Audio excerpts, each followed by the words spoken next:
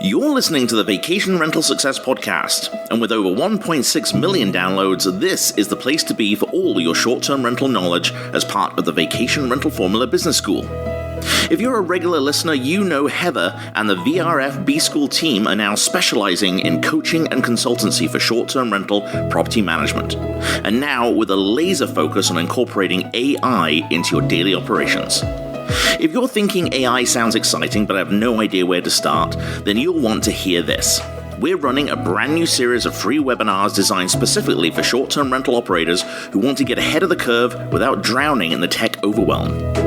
Inside these sessions, we'll break down what AI actually looks like in a real property management business, from automating guest messages to leveling up your systems, marketing, and team operations. And if you've ever wished someone on your team could take the lead on all this, well, that's exactly what the AI Ambassador program is built for. The webinars will walk you through how it works, what you will be implementing, and why early adopters like you will be ahead of the industry curve. So pull out your notes app because you're going to want in on this. Visit the link in the description of this episode for more information or visit the show notes. Stay tuned as we'll talk more about this in the mid-episode break. So without further delay, here's your host, Heather Bayer. This is the Vacation Rental Success Podcast, keeping you up to date with news, views, information and resources on this rapidly changing short-term rental business. I'm your host, Heather Bayer, and with 25 years of experience in this industry, I'm making sure you know what's hot, what's not, what's new, and what will help make your business a success.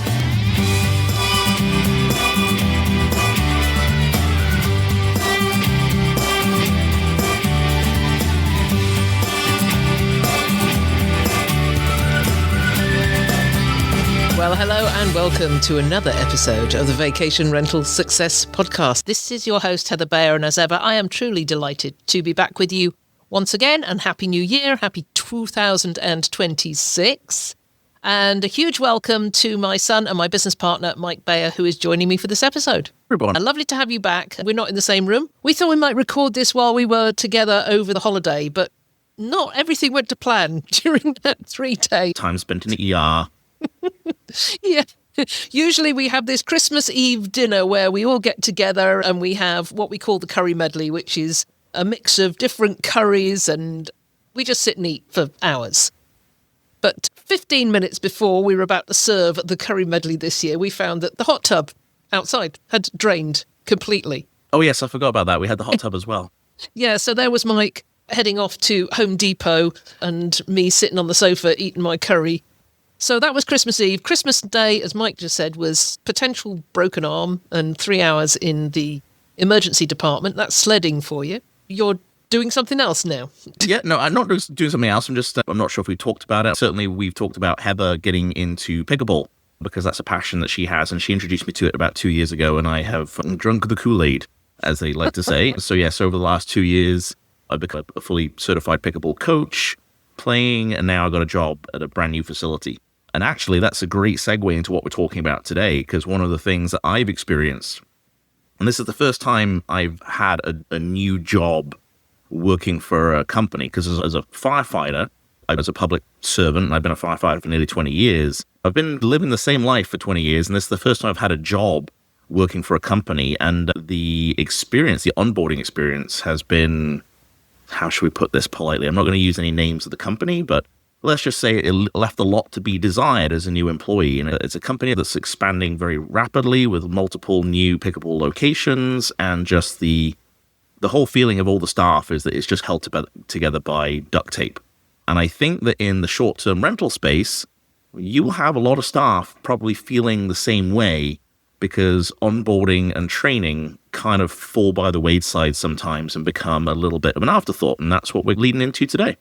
Yeah, exactly. We're going to spend the next few weeks, in fact, talking about training and education and development in the short-term rental business. We've done this before, several years ago, but I think it's worthwhile. One reason is that we've produced some training and development materials and programs that are going to be released this month in January 2026.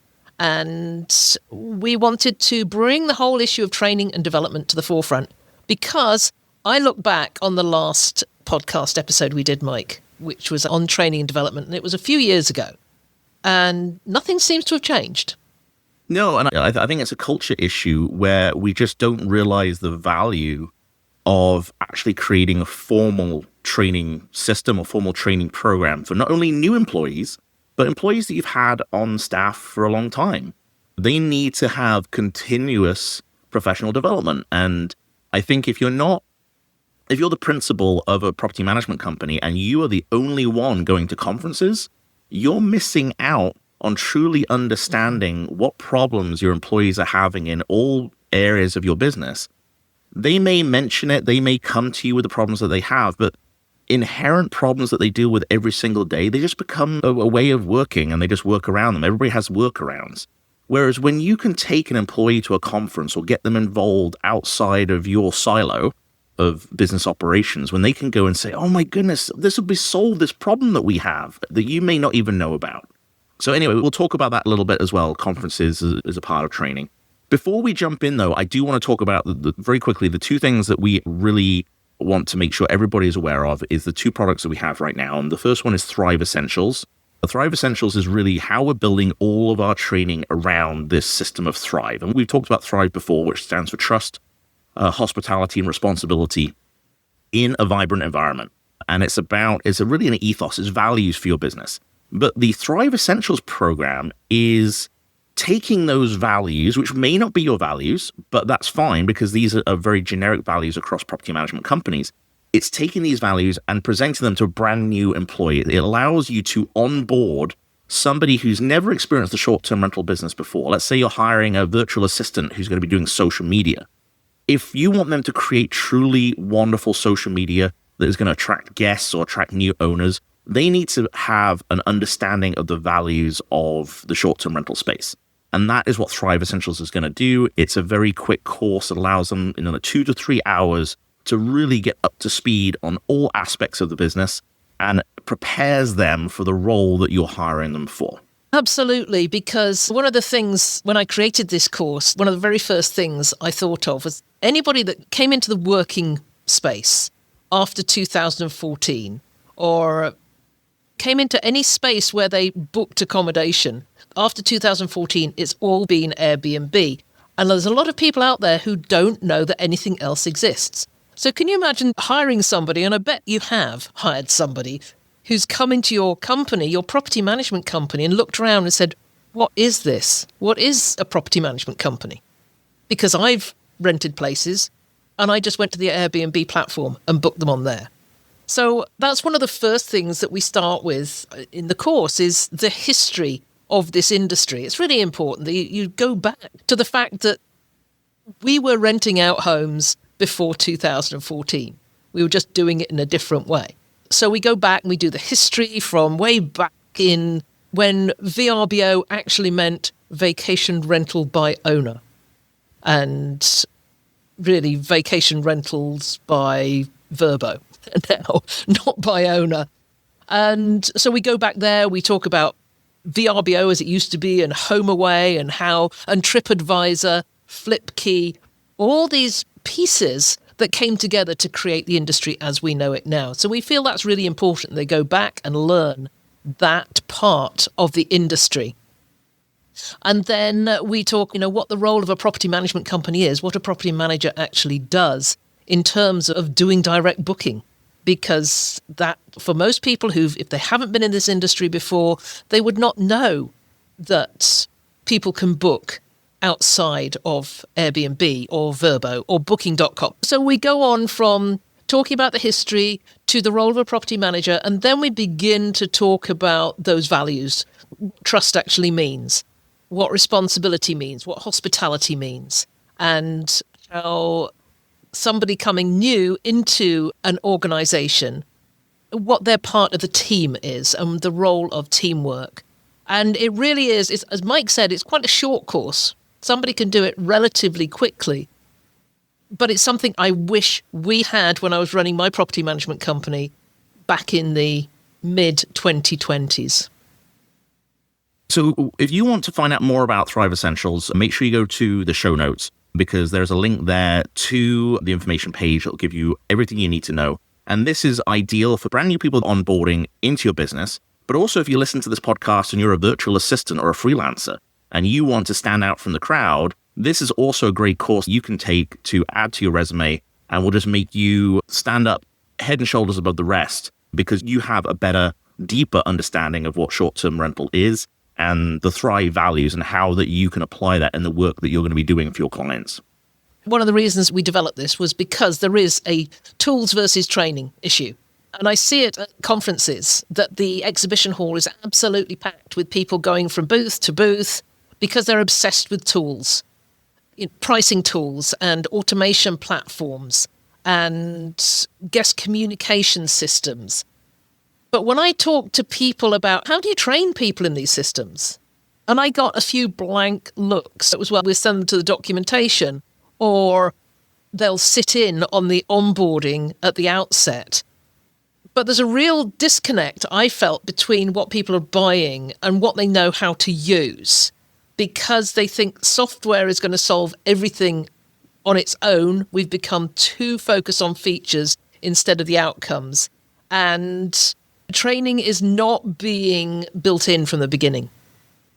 Absolutely. And I think that with what we're going to be talking about today in this episode, we're trying to solve that problem with the other product that we have available right now, which is our AI Ambassador program, where we're trying to solve this issue of not just running from tool to tool and not really truly understanding, how to build the systems in your business, which tools are going to be right for the right areas of your business, and how to use them in concert with each other.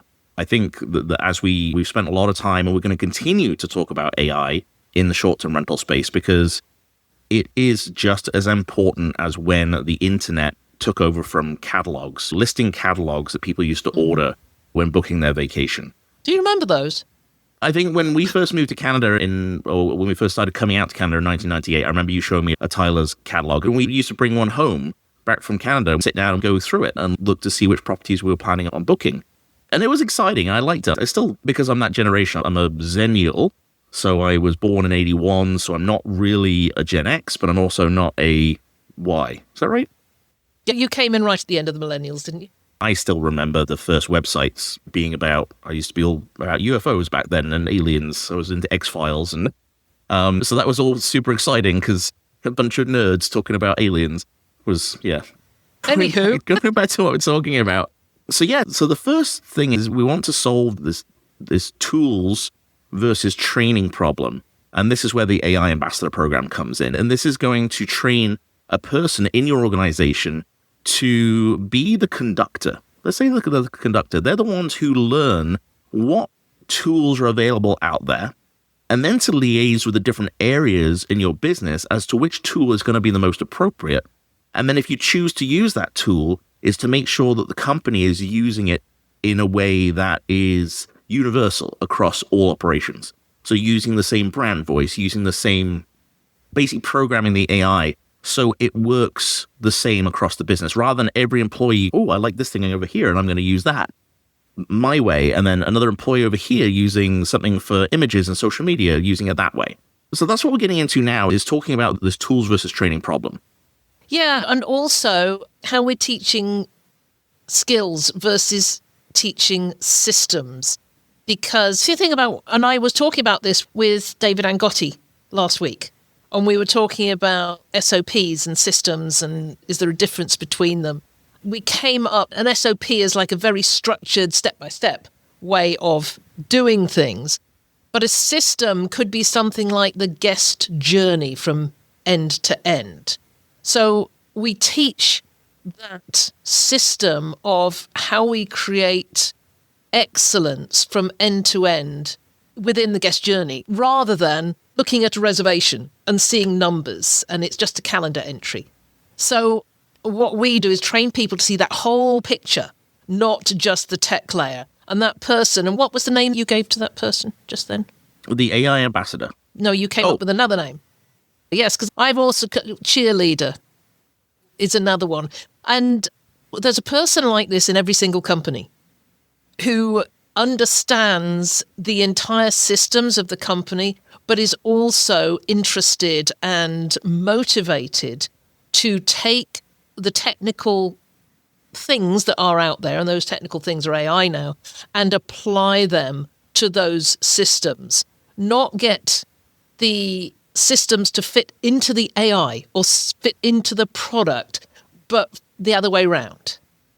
Yeah, I think it's worth noting here too, and I'm always keen to mention this anytime I have discussions with people about AI, is that the AI is there to support the human in the role that they have and to help alleviate the problems they're having.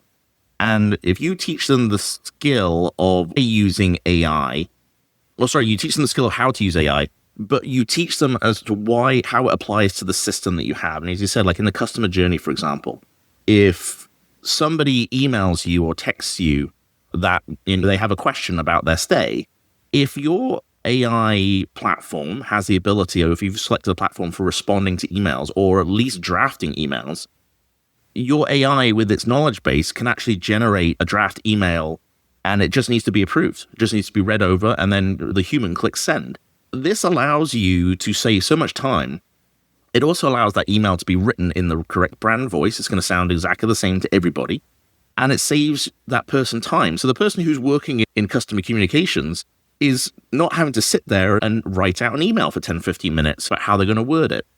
This allows them to be able to approve pre-written content that has been generated by AI because you program it in such a way. So again, it's using the tool. You have the skill to use the tool, but it helps solve problems that you have or efficiency issues in the system. And again, that's not removing people from the equation. And I think that quite often we have this pushback when we begin to talk about AI with some property management owners, is that they fear that it's taking the humanity or the hospitality out of what they're doing.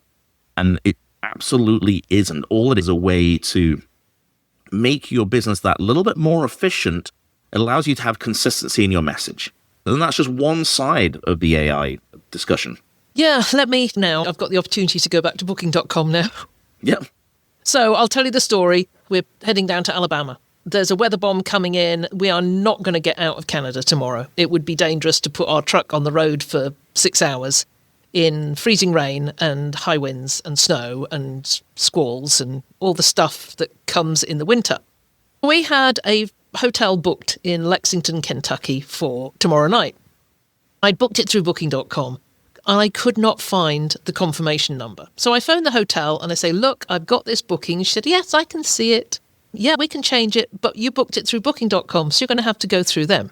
I then spent the next 3 hours trying to contact booking.com because I couldn't find the confirmation email. So there's a telephone number in England, and I phoned the telephone number, and it does say it's an AI chatbot. So I tell the AI chatbot what the issue is. I can't find my confirmation number. So she comes back. She said, okay, what I need from you is the confirmation number. And I said, I can't find the confirmation number. I'm afraid I cannot help you without the confirmation number. And I said, this is my problem, that I have a booking because the hotel says I have a booking, but there is no confirmation number. And this went on to the point when I was beginning to boil and started to shout, then realised I'm shouting at a bot. So I ended the call. I found another number. Again, same bot. I then went onto the site and found an email address, a support address. So I sent that to the support address and I said, my problem is I can't find my confirmation email, so I can't give you a confirmation number. And I immediately get back a response. This is what we need from you, your confirmation number and your PIN number. Yeah, and this is a really great example of how you've actually replaced people with an AI. And the problem is, if there's nobody there to oversee that communication, you're losing customers. Mm-hmm. Obviously, big companies that require call centers is an expensive contract to have. Some people will say the call centers aren't great either because they're only trained as well as what you provided them. So it is the same thing.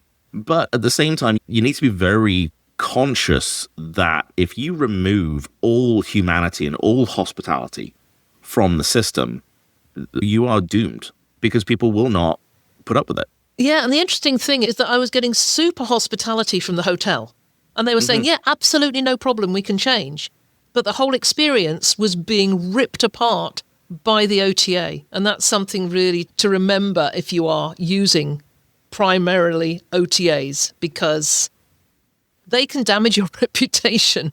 Everybody, OTAs is the online travel agencies like Booking.com or Airbnb. So if you're not familiar with that term, OTA is online travel agency. Yeah, thank you for that. I always forget. I tend to forget that I spent years not knowing what OTA was and being afraid to ask. So yeah, thank you for that. But yeah, it was a very interesting experience to go through it and to actually feel that bubbling frustration that I can't get hold of anybody and nobody can deal with my problem. So that is where skills versus systems has come forward, that it's button clicking that has been developed here, and the hospitality is being stripped out of certain aspects of it. And I'm not talking about the property management companies or the independent hosts.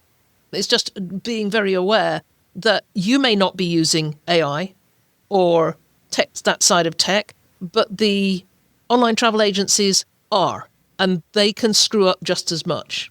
And at the same time, like as we all of us begin to integrate AI more into our daily operations, is just being mindful that if these billion-dollar companies are getting it wrong, you can also get it wrong at your level. And this is why you need to have the people who are not only trained on the tool, but trained on the system and trained in the values of the company. So again, that's where the Thrive Essentials and the AI Ambassador program really come into its own. Teach a person to catch a fish, and they'll eat for a day. But teach a person how to make the tackle and how to make all the equipment, then they'll feed themselves for a lifetime. And we've got a quote here: teach someone to use the pricing tool, and they'll be able to do that pricing for a day. But teach them how the pricing fits into their brand, their market, and their goals, and they'll price like a pro for years. So that's the thing, is you always have to give your team members the why. Why are you learning this? How does it affect the system? How does it affect the customer? How does it affect your stakeholder? In Thrive Essentials, we have 4 key stakeholders. We talk about the guest, we talk about the owner, if you're a property management company, we talk about the community, and we talk about your team. And it's really like, how do you ensure that your operations are serving those 4 key stakeholders? And be very mindful that whatever job or task that anybody in your organization is doing, that they're aware that these 4 key groups get affected by the way that they perform their job. Yeah, exactly. We talked a bit about AI and how it can fit into an organization, but it's no longer just a tool we use. It can be a teammate we collaborate with. And that was what I took away from that documentary, is that typically, I think you always look at any kind of pop star or musician, you look at them as somebody who they've mastered their craft, they're a performer, and typically they have a team around them that takes care of a lot of the other things. But at the end of the day, the performer is still the icon, the leader, the person out front. And I think that she's one of the few, I feel, that really takes that role seriously and truly understands that all the people working with her, they have lives too. And she really does. There was one quote in that really got me, but she was really struggling with the impact of, I don't want to get too dark, but there was a kid's birthday party. And I'm not going to get into the details of it, but she found out this news that these kids had been hurt viciously while having a Taylor Swift party. And it got to her so much, and she was really struggling, like, in this interview, knowing that she had to go on stage, knowing that she had to go and see her team. And she said right to the camera, she said, "I'm sorry, I just got to get this out now because I can't do this in front of my team. My team needs me to be the pilot. So if I'm a pilot of a jet and I'm flying from here to New York and I'm getting on the plane in floods of tears and I'm a gibbering wreck, they're not going to really feel confident that this plane is going to make it safely to New York. But if I can have the worst news in the world and I show up and I am there to lead and I'm to be strong and say, look, we're going to get through this. We're going to work through this together. That's the pilot you want flying the plane." And I love that analogy. And I think that we can all take that on your worst days as a property manager, on the days when you've just been lambasted by guests or by neighbors or when the world is falling apart, just remember, when you're with your team, you're still the leader and they look to you and the way that you respond to these things as the person they're taking their lead from. So it's one of those things, and I think we talk about this through all this training, is being a leader is key to how you run your business and how well your business is going to run. Yeah, exactly. That sort of stepped a little bit away from where I was going. Because in that documentary, they talked about the swing person. There were swing people, and I thought I didn't quite understand that. And then when I was researching for this episode, I was looking up sort of analogies for AI as a team member. And it came up with the sixth man on a basketball team. And I thought, I know nothing about basketball. But I looked that up and I thought, oh, this is very similar to the swing person in theatre. The swing person is a very versatile offstage performer who learns multiple ensemble roles. They can do different things. They can sing, they can dance, they can play an instrument, and they can step in to perform any of them when a regular team member's absent. I'm sure there's basketball listeners out there, and you might correct me, but I believe that's also what the sixth man does on a basketball team. The expert that's sitting on the bench but can come in at any point and take over from somebody else. That's what you should look at AI as being. It's a thing that needs to be trusted. It needs to be used strategically and integrated into the team's rhythm, not something that sits apart. And you say, okay, let's go and use the AI now. Yeah, and I think, something that I have here in my own household is that my wife is not a fan of AI. And I think we've gone through some challenging discussions because she's gone and asked questions of ChatGPT, but not realizing that the nature of her prompt or the nature of her question just wasn't created in the right way for ChatGPT to give a balanced and correct answer. I think that, she's had her trust broken with AI several times. And so we're working through how to teach, I'm trying to teach her how to layer a prompt, how to create something that's going to give you not the answer that you want, but the answer that is most correct. There's multiple choice. You've always got to choose the answer that's most correct.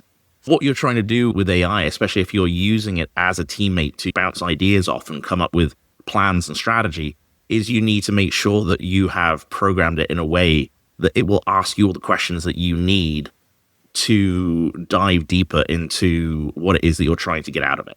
So I think that's something that we've all faced, is whether or not we can build our confidence with AI through play and experimentation, that we can actually get out of it what we want and begin to trust it. Yeah, and I think with every team, there's going to be somebody like that who doesn't trust it, who's sat there at home and maybe read some of the articles that are out in the space at the moment, talking about how ChatGPT has led people off into darker places.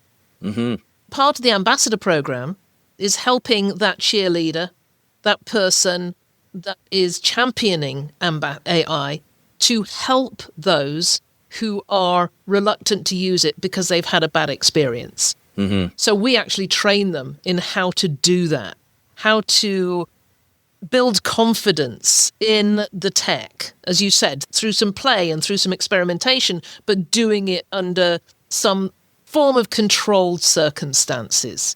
Because AI does need a seat at the team table now, and it's not just something that sits off in a back room. Yeah, absolutely. And I think something you and I have started doing, we ended up, and I think we mentioned it on the podcast before, is we purchased there's a little device called Plord. And Plord is fantastic. The amount of times that Heather and I will sit together and brainstorm, and we'll go in all kinds of different directions on a topic or something with a product we're looking to put together, or a podcast episode, or some way of helping you, our listeners, or our followers in the short-term rental space. And Plord sits there and just records the whole thing. And we'll then create a transcript from that. And then you can take that transcript and run it through multiple different AI tool prompts, depending on what you want it to do. Do you want it to create a task list? Do you want it to create a strategic plan over the next 2-3 quarters? You can run it through these different prompts that will allow you to take like a one conversation and produce multiple different things from it. You can even run through a psychology prompt. How's the relationship between Heather and Mike right now? As our working relationship and as a mother and son, there's even psychology prompts that you can run it through as well. And I think that having that ability when you're having a team meeting is to just have a recorder recording, that it means that things aren't missed, and quite often amazing ideas come out, especially if you have team members like us who are big visionaries, we come up with big ideas. sometimes you don't want to lose those ideas because they may be useful and valuable later on. Yeah, if you've ever been to a large Zoom meeting recently and you'll see all these note takers coming in, like Fathom or Otter, Fireflies, I think is another one. All of those are taking notes of the entire meeting. They're recording the whole thing. And it's quite interesting if you go back, and we use Fathom. Sometimes I don't use what Fathom gives me. I just take the whole transcript that Fathom has recorded, and then I put it into ChatGPT or Gemini and say, tell me about this meeting. What was the tone? What came out of it? What are people worried about? What are they concerned about? What ideas do they have? And it's amazing sometimes going back to it and say, I can't remember talking about that. And it's not hallucination. It was in the it's actually in the transcript. So, that is something that you can incorporate easily. The other thing that anybody can incorporate now is creating you can create your own training. We've done this. We've created the Thrive Essentials. But you could do something similar. You could create your own training, use Notebook LM and put all your in there and your business information, and then ask it to create a training course. And it will show you a video. It will be a training course. Nowhere near as good as ours. But we can take our Thrive Essentials and weave your company information into it if you wished. Yeah, and that's one of the beauties about these AI platforms is you can take all of our content from Thrive Essentials, we can take your brand message, your brand voice, and we can actually amalgamate them together. So it's actually a customized training program. If that's something that interests you, make sure you reach out to us directly because we can absolutely create customized training. But one of the things that just going back to recording team messages is having one of these recorders allows you to document. And if you don't document your processes, if you don't have things written down, we talked about SOPs earlier on, creating standing operating procedures is the same as creating the training that goes along with it. So you have to make sure you document it, but you can document it just by voice. If you're explaining to a new hire how to do something, if you record that process, then you can train on it because you can take that transcript and you can create a training document from that. And I think that's the beauty of some of these things is this is where you can double down. For example, this podcast, I will take this podcast and I will run it through social media, pull out some sections of this for social media, pull out of this and create a blog post, pull from this. There are so many things that you can recycle from one task. So if you are with a new hire, training them on how to use your PMS system, let's say you're using OwnerRes or something like that, you can record that conversation and then just have AI go in and create a one-page PDF step-by-step on how to do X, Y, or Z. And I think that is super powerful when you can create these processes and then have training created around it. I was listening to a podcast this week called The AI Training Crisis. And I'm going to put a link to that in the show notes because this is where a lot of this episode has come from. The points that were raised in that. If you haven't listened to Everyday AI with Jordan Wilson, or if you're not subscribed to it, I strongly suggest that if you're interested in AI, that is one of the primary shows that you listen to, because this guy brings on just the right people at the right time, certainly for me, because when we decided we were going to do this month on training, and then he comes up almost immediately with this AI training crisis. And I found it really fascinating when he was talking to his guest and they were saying even if your processes aren't clear, everything fails. You can't, if you haven't documented how your business actually runs. And in fact, that goes back to the very beginning of what we do in the AI Ambassador program, is talk about how you create your foundation, how you bring all that knowledge together. Because I know from working with a lot of companies that their knowledge, and it certainly was true in the case of my company, that our knowledge was scattered all over the place. And we teach in Thrive altogether that documentation is a foundational skill. There's simple things to document first. How do you handle guest complaints? Owner onboarding, cleaner instructions, how you follow up with a review, particularly a negative review, how a listing comes together. Those are all the simple things that you do have documented somewhere. Maybe it's documented in your head. I know with CLRM, it was always documented in my head. A lot of it I never got down on paper, which is the same with many founders. But that is the very first thing, is get that out of your head into some form of documentation and then put it together as a knowledge base. And that really, maybe we should have started with that, because that is the core. Yeah, absolutely. And I think that no matter what you move on to with leveraging AI, is having these core documents that will essentially program AI to do what you want it to do and speak it in a certain way. So it's always the first thing that we do is create that knowledge base. And lastly, we got one more point we want to cover before we wrap up, is the problem with teaching AI and the tools is it evolves so quickly. And we mentioned this before about tools versus systems. And this is the same thing, is that this technology is evolving so fast that the one skill that we need to be able to do is to communicate clearly with our team, and also how we communicate with the tools that we're using.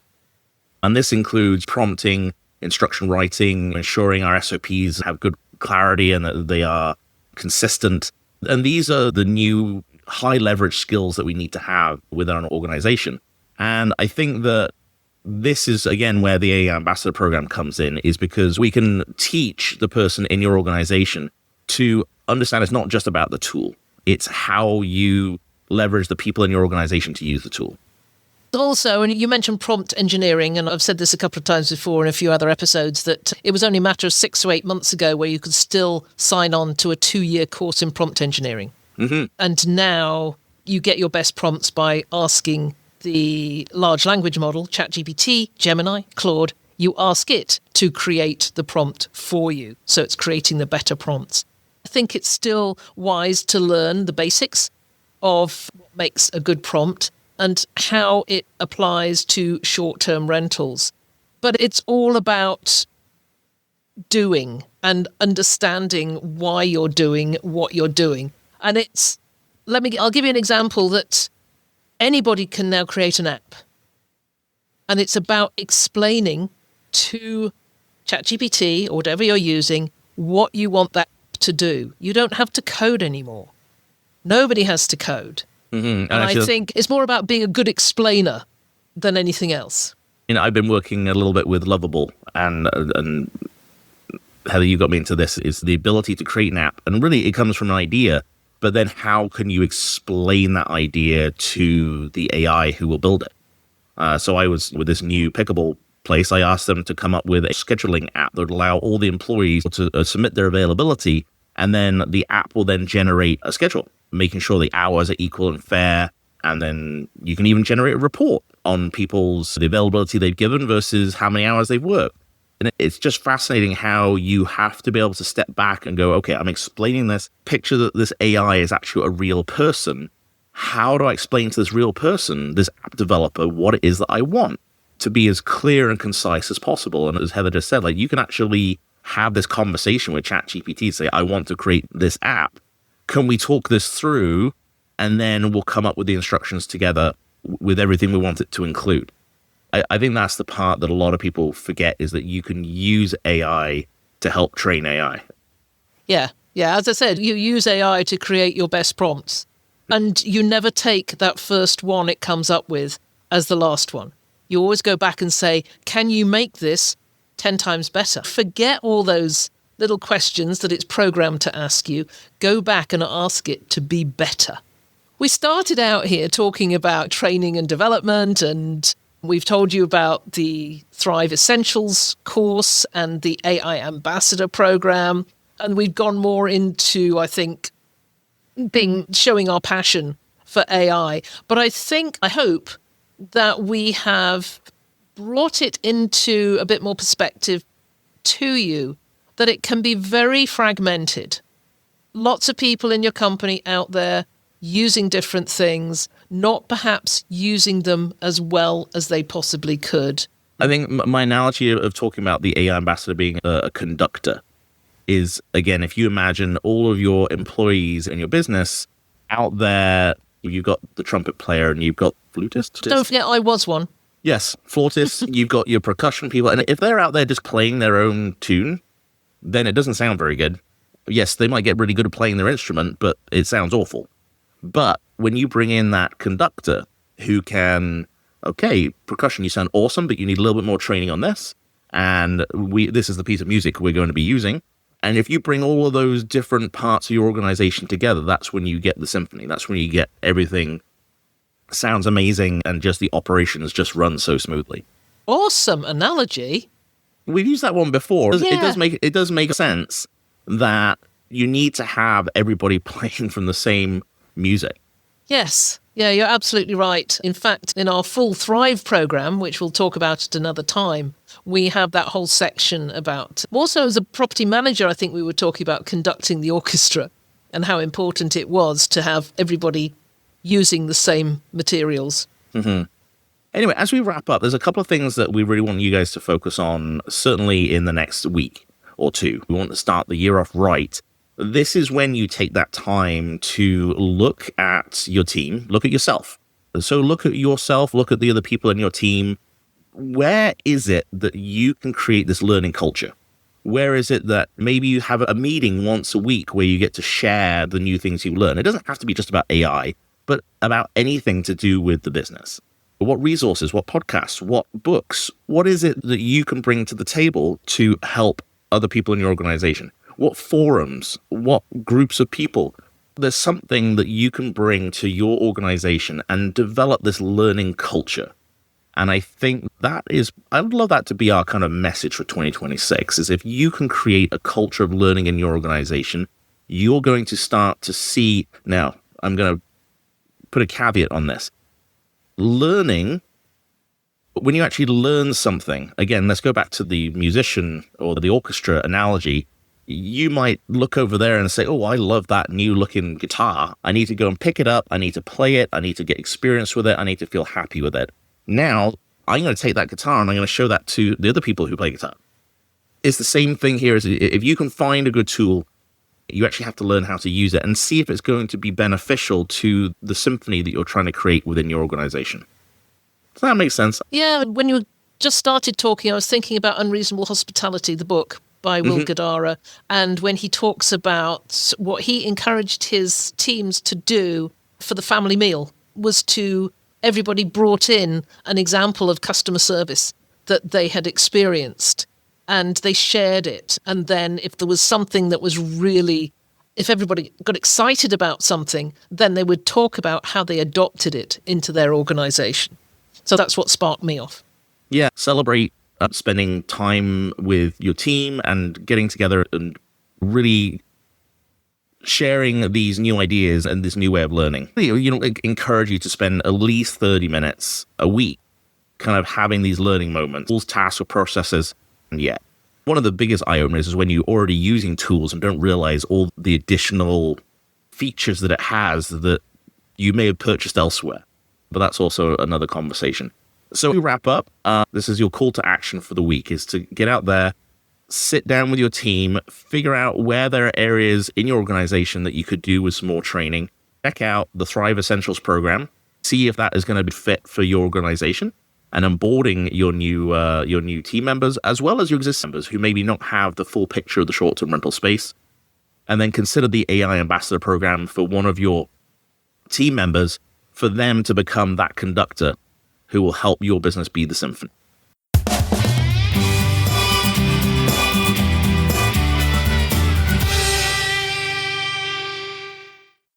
And just as we were wrapping up that conversation, Mike had to dash out. That's real life calling, as it so often does. But I think we covered a lot of ground today and hopefully gave you plenty to reflect on as we head into this new year. Training, development and learning culture aren't nice to haves anymore in this industry. They're the difference between teams that are constantly firefighting and teams that feel confident, aligned and supported, even as the technology, tools and expectations continue to change. So over the next few episodes, we're going to keep pulling on this thread, looking at how we onboard people better, how we support our teams more intentionally, and how we use tools like AI in ways that strengthen our hospitality rather than replace it. As always, you'll find links and resources mentioned in this episode in the show notes, and if this conversation has sparked any questions, ideas, or maybe even a few uncomfortable realizations, that's a good thing. Learning usually starts there. So thank you for spending this time with me today and with Mike. I'm Heather Bayer, and this has been the Vacation Rental Success Podcast. I'll see you again very soon. It's been a pleasure as ever being with you. If there's anything you'd like to comment on, then join the conversation on the show notes for the episode at vacationrentalformula.com. We'd love to hear from you, and I look forward to being with you again next week.